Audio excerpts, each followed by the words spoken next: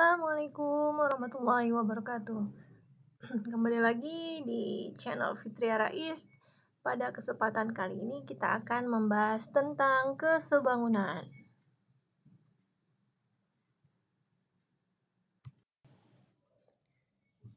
Jangan lupa untuk yang belum subscribe dulu ya. Kemudian klik tanda lonceng.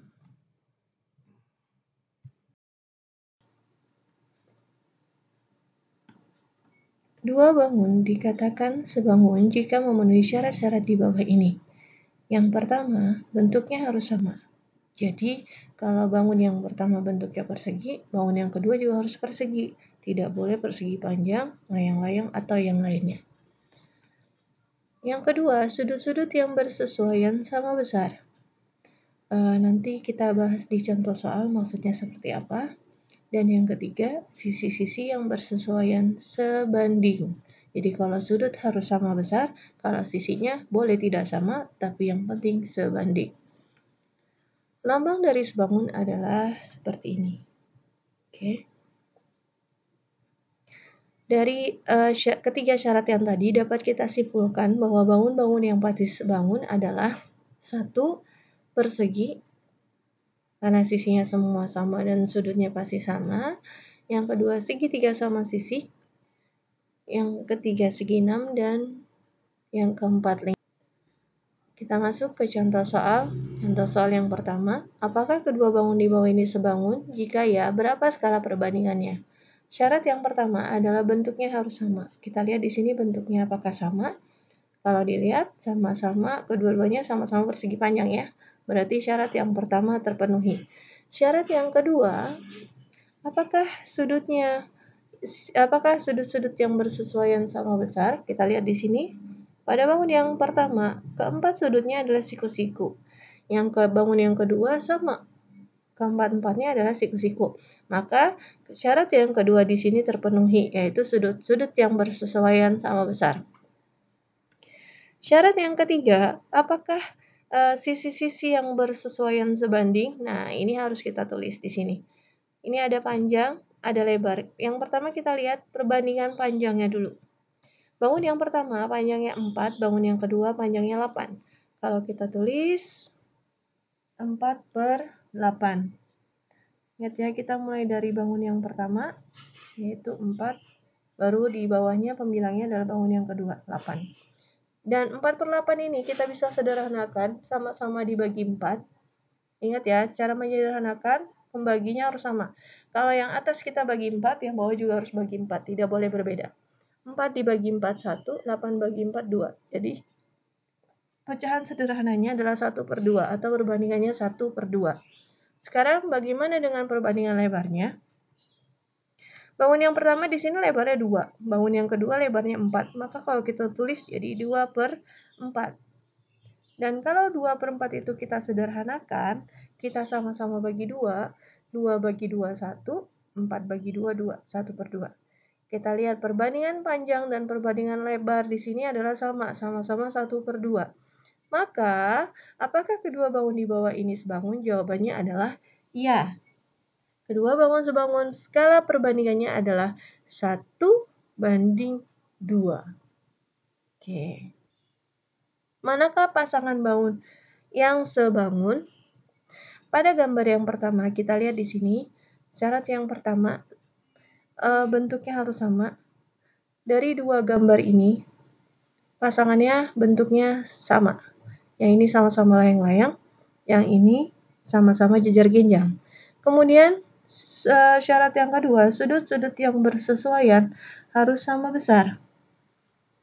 Oke, kita lihat sudutnya di sini 110, ini 110, sama ya, karena layang-layang mempunyai satu pasang sudut yang sama panjang, yang sama besar, yaitu di sini 110. Nah, di sini kan belum ada. Bagaimana cara mengetahui besar sudut ini? Kita ingat jumlah sudut pada segi 4 adalah 360 derajat. Kita total dulu.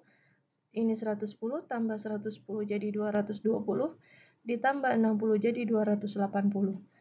Supaya jadi 360, berarti 360 dikurang 280 masih kurang 80 ya. Jadi di sini harus 80 derajat. Kita lihat ke bangun yang kedua, sama.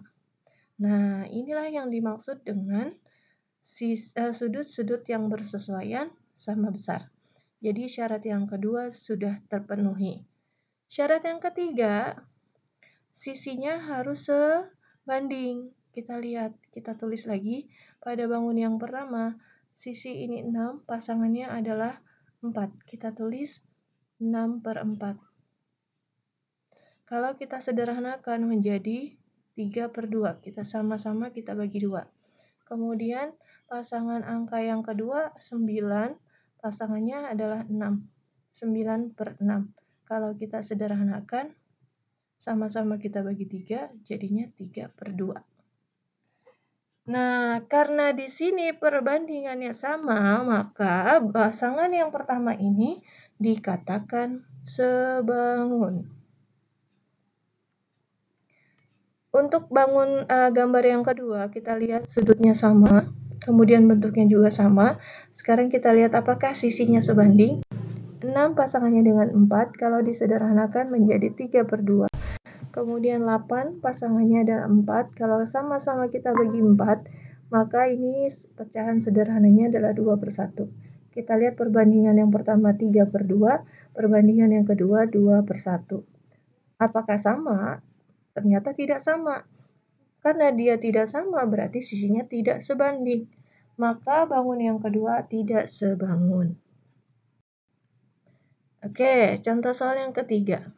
Jika dua bangun di bawah ini sebangun, tentukan nilai P dan Q. Di sini sudah ada keterangan kalau bangun ini sebangun. Jadi kita tidak perlu lagi membuktikannya. Kita cukup mencari nilai P dan Q-nya. Kita lihat di sini posisinya, posisi bangunnya tidak sama. Tapi nggak usah khawatir karena di sini ada ciri-ciri sudutnya. Jadi kita hanya lihat ciri-ciri sudutnya aja. Dari ciri-ciri sudut kita bisa tahu pasangan-pasangannya. Oke, kita ambil angka 15. 15 itu ada di tengah-tengah siku-siku dan siku-siku ya. Kotak dengan kotak. Kita cari pasangan di bangun yang kedua. Kita cari tanda kotak dengan kotak. Ini kotak, tengah-tengahnya adalah 20. Oke, maka kita bisa tulis dengan 15/20. Kemudian kita cari lagi satu pasangan, karena kita mau cari nilai P, maka kita cari pasangan si P. P itu ada di antara kotak dengan sudut Y. Kita cari kotak dengan sudut Y. Oh, ternyata P pasangannya adalah 10, maka kita tulis P/10. Kemudian kita kali silang. Oke, kita kali silang artinya apa? Artinya 20 dikali P itu sama dengan 20P, kemudian sama dengan 15 kali 10 sama dengan 150. Maka P sama dengan 150 dibagi 20. Hasilnya adalah 7,5. Sekarang kita cari nilai Q. Kita ambil pasangan yang tadi, 15 dengan 20. Kemudian kita ambil lagi pasangan, kita cari pasangannya si Q. Q itu ada di tengah-tengah sudut kotak dengan sudut X. Siku-siku dengan X. Ini ya. Berarti Q pasangannya adalah 16. Kemudian kita kali silang. Hasilnya adalah 20 kali Q jadi 20 Q. 15 kali 16 jadi 240. Maka Q sama dengan 240 dibagi 20. Hasilnya adalah 12. Contoh yang keempat. Yang keempat di sini ada dua buah segitiga ABC dengan segitiga PQR. Kita tulis seperti ini. Pertama segitiga ABC, kemudian segitiga PQR. Ini sudut-sudut yang diketahui. Kemudian ada satu sudut, yaitu karena di sini hurufnya ABC, berarti sudut C-nya belum diketahui. Sedangkan pada segitiga PQR, sudut yang belum diketahui adalah sudut Q-nya. Nah, selanjutnya kita tidak perlu menggambar. Kita nggak usah gambar segitiganya, kita lihat dari angka ini aja. Kita pasang-pasangin sudutnya ya. Di sini 55 derajat, berarti pasangannya dengan P, karena di sini P-nya juga 55. Kita kasih tanda panah. Kemudian bagaimana cara menentukan pasangannya? Gampang sekali. Di sini sudut A. A-nya kita hilangkan. berarti tinggal huruf BC. Pasangannya P, P-nya kita hilangkan, berarti tinggal huruf QR. Berarti BC bersesuaian dengan QR. Yang kedua, sudut B 60. Di sini tadi tidak ada 60. Karena dia sebangun, otomatis sudutnya itu sudut-sudut yang bersesuaiannya sama besar. Jadi kalau di sini ada 60, otomatis di sini pasti ada 60. Nah, 60 kan yang belum ada di sini berarti sudut Q. Berarti besar sudut Q adalah 60. Jadi B pasangannya dengan sudut Q. Sisi yang bersesuaiannya, kalau B kita hilangkan, tinggal huruf AC. Kemudian kalau Q kita hilangkan, tinggal huruf PR. Berarti AC, sisi yang bersesuaiannya adalah PR. Yang terakhir, sudut C sudah pasti di sini adalah 65. Karena di sini ada 65. Dan C pasangannya ada R, maka sisi yang bersesuaiannya adalah C-nya kita hilangkan, berarti tinggal AB, kemudian R-nya kita hilangkan, tinggal PQ. Nah, inilah dia. Maka perbandingan sisi yang bersesuaiannya adalah BC pasangannya QR, BC per QR, kemudian AB per PQ, AC per PR. Penulisan urutan pasangannya ini boleh tidak berurutan.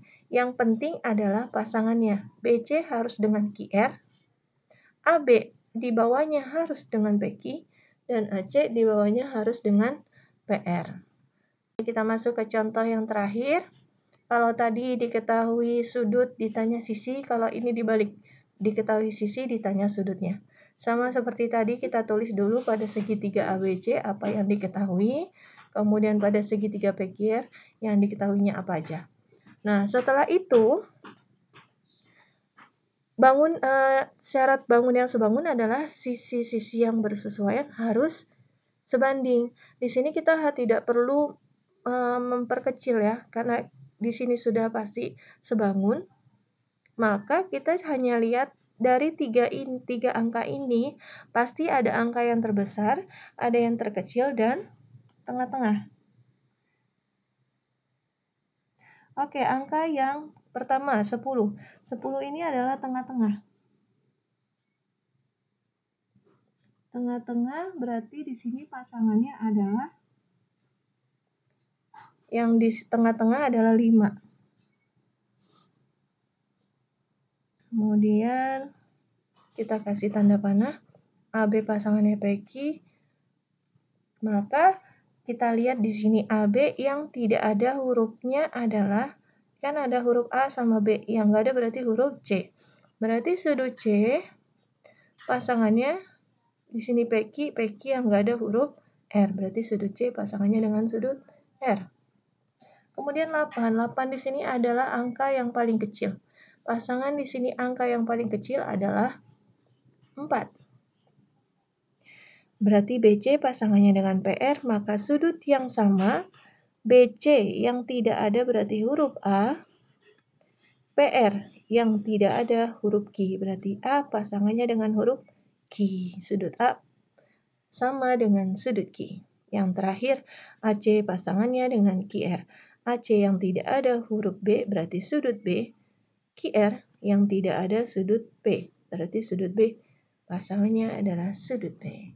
Nah, demikian materi kita hari ini.